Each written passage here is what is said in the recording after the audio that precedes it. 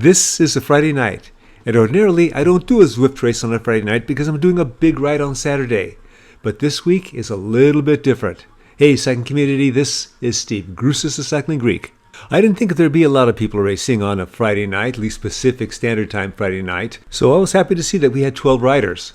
Now, the Dolphin Crit course is my favorite race course here on Zwift, but it's been a long time since I've gone in this direction. And what I've noticed is, these rollers are pretty steep from this side. With this being a shorter race with no big climbs and a small group, I figure I better start off strong when I get off the line because I didn't want to get dropped at the very beginning. I also noticed as we left the rollers that this section is a bit of a climb at 1%, and this will play later in the race. My minimum goal, as with any of these Zwift races, is to finish in the top half. Now let's take a moment to go over some of the numbers. You already know we have 12 riders in this race. This is a 10-lap race, and so it's about 12 miles long. By the way, we're on the cobble descent, which in the other direction is the main climb for this course. Back to the numbers. Now, as for my competition, and not everybody reveals their age, so I'm going by their profile pictures, we have 2 riders in their 20s, 1 in their 30s, 2 riders each in their 40s and 50s, and I have a fellow rider in his 60s, his mid-60s, and in a couple months I'll be 69. To the action on the screen, I was surprised when this move started to go off. Matt Johnson from New Zealand attacks. At that point I figured I'd let him burn, but then Emmett Smith from Canada bridges up to him. It's a long ways to go, but I was starting to get concerned, so I started off the chase. We brought them back near the end of the first lap. As we crossed each lap, I noticed that we had the possibilities of getting one of 2 power-ups. And these power-ups are going to be the one that I have here, which is the draft power-up, and the other is the feather power-up that'll lighten your weight for climbing. With these rollers at these speeds, I was thinking about that feather power-up. How I handle these steep buggers is I would apply pressure going uphill and then dial back to recover just a bit on the downhill.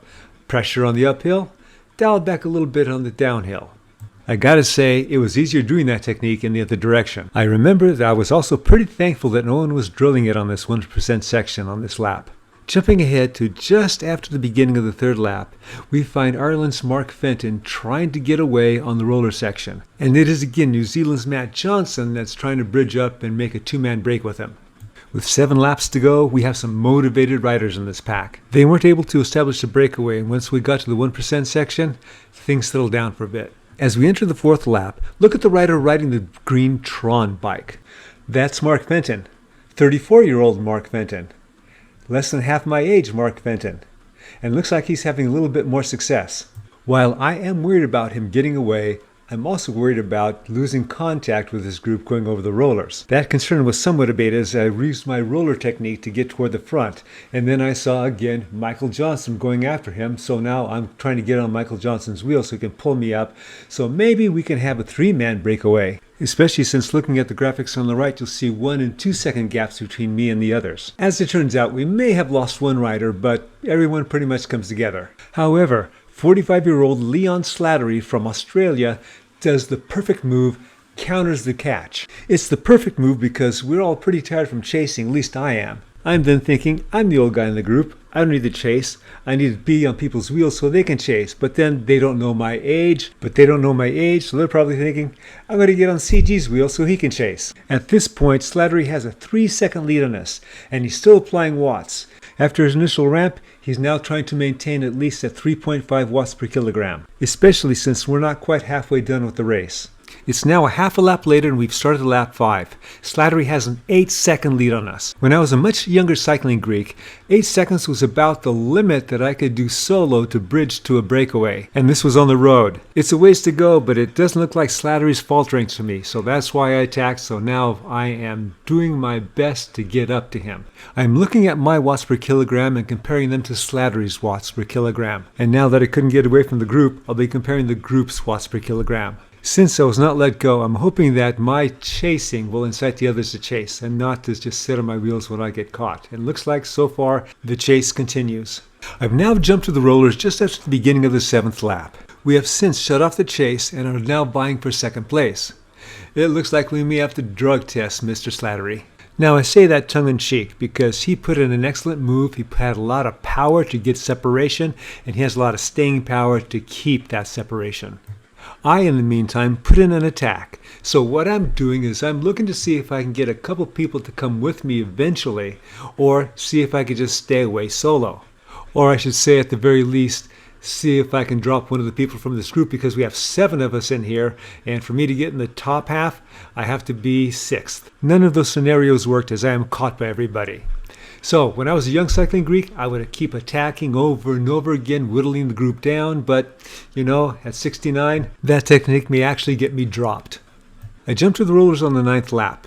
I'm setting myself up for an attack. I have my feather power up, and I'm going to activate it on the bottom of the very last roller, so I can use it for the roller and then into that 1% section. So here I go. Looking at the map insert in the upper right hand corner and the graphics on the right, we are still together. Now the key here is for me to just keep pounding it for as long as I can. I've got my ugly face going, but it's not as ugly as it's been in the past. The more ugly it is, the more on the edge I am. I now have a 1 and 2 second gap to the group behind me. Not that it's going to be consequential, but Slattery has gone from 30 seconds down to about 25, 26 seconds. I still have not been able to break the rubber band, and so I'm dialing the watts down a little bit. I'm expecting to be caught, and when I'm caught, I'm expected to be countered by someone, so I want to have enough bananas so I can hang on to their wheels. I've now jumped to the rollers on the last lap. I have a draft power-up, and this is perfect. Because of the 2, this is the one I want on this last lap. 27-year-old Emmett Smith is making his bid to get away on the rollers and to solo in for second. I had been recovering as best I could at the end of the last lap. Since I can't sprint, I want to do my own version of my last-minute attack right before the sprint starts. I'm taking a chance by going to the back. With 0.8 mile to go, Emmett is 2 seconds in front of me. Technically, we're all still attached, so now it's a question of when do I use my power-up and when do I do my attack. Fenton, coming back, is now dropping back behind me. Fenton and Tatsuo Tanaka from Japan are now trying to get away. I still don't want to use extra energy, so I'm conserving. Barry Murad from Australia goes ahead of me, as does Emmett Smith. We are stretched out, and I'm way too far back. I activate my drafting boost. It's not in the optimal situation, but it's now or never. I'm passing riders, and I find myself in second place, and for a moment I'm thinking, man, I can get second place. It is then that Barry Murad powers past me, and then I'm starting to think, I started this way too soon, and I'm going to be passed by everybody, and I'm going to get 7th place. Well, I'm not dead yet, and I get back over 400 watts, I pass him, think I'm going to get 2nd place, then the youngest rider in the race flies past the oldest rider in the race, and I get 3rd place. Get off my lawn. 3rd place was a pleasant surprise for me. It's nice that I can still make some improvements at this age. And that's what this channel's about. Alright, you know the drill. Comment, like, subscribe. The Cycling Greek.